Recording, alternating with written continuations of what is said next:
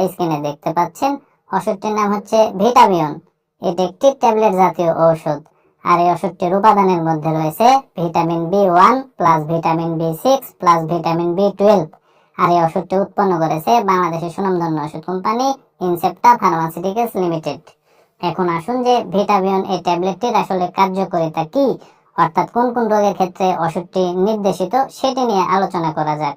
তো ভিটামিয়ন ট্যাবলেটটি মূলত ভিটামিন B1, B6 এবং B12 এর ঘাটতি পূরণে এবং অভাবজনিত রোগসমূহে ব্যবহার করা হয়। বিশেষ করে নার্ভের বিভিন্ন ধরনের সমস্যার কারণে যে রোগগুলো সৃষ্টি হয় সেই রোগগুলো নিরাময়ে মূলত ভিটামিন এই ট্যাবলেটটিকে ব্যবহার করা হয়। যেমন ডায়াবেটিসে ওষুধটিকে ব্যবহার করা হয়, নিউরাইটিসে ওষুধটিকে ব্যবহার করা হয়, নিউরালজিয়াতে ওষুধটিকে ব্যবহার করা হয়, সার্ভাইকাল সিনড্রোমে ওষুধটিকে ব্যবহার করা হয়, কাঁধ ও হাতের দীর্ঘমেয়াদী নিউরোপ্যাথিতে ওষুধটিকে ব্যবহার করা হয়, লাম্বাগো রোগে ওষুধটিকে ব্যবহার করা হয়, সায়াটিকা রোগে ওষুধটিকে ব্যবহার করা হয়, মায়ালজিয়া রোগে ওষুধটিকে ব্যবহার করা হয় ও মুখের পেশির অবসাদেও ওষুধটিকে ব্যবহার করা হয়।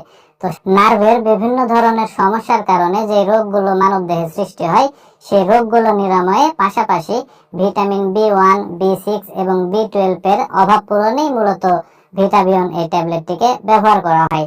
এবার আসুন যে ভিটামিয়ন এই ট্যাবলেটটির আসলে সেবন বিধি কি সেটি আমি আপনাদের বলে দিই।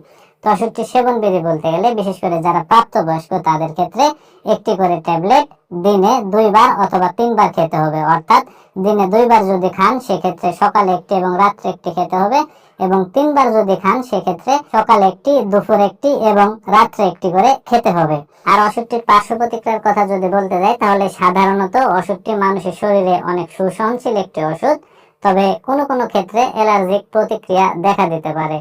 আর যারা গর্ভবতী এবং স্তন্যদানকারী মায়েরা আছে সেই সকল মায়েদের ক্ষেত্রে ওষুধটিকে সেবন করার যদি খুব প্রয়োজন পড়ে যায় সেক্ষেত্রে বিশেষজ্ঞ চিকিৎসকের সাথে পরামর্শ করে সতর্কতার সাথে ওষুধটিকে সেবন করতে হবে।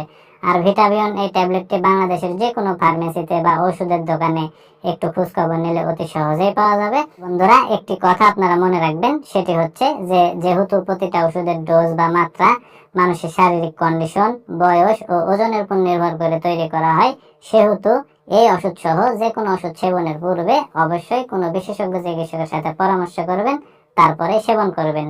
তো বন্ধুরা, এই ভিডিও দেখে যদি আপনাদের এতটুকু ভালো লেগে থাকে তাহলে অবশ্যই ভিডিওতে একটি লাইক করে দিবেন।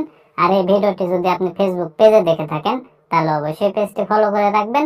আর ইউটিউব চ্যানেলে যদি দেখে থাকেন তাহলে অবশ্যই চ্যানেলটিকে সাবস্ক্রাইব করে রাখবেন আরো নতুন নতুন ওষুধের রিভিউ পেতে। ধন্যবাদ সবাইকে।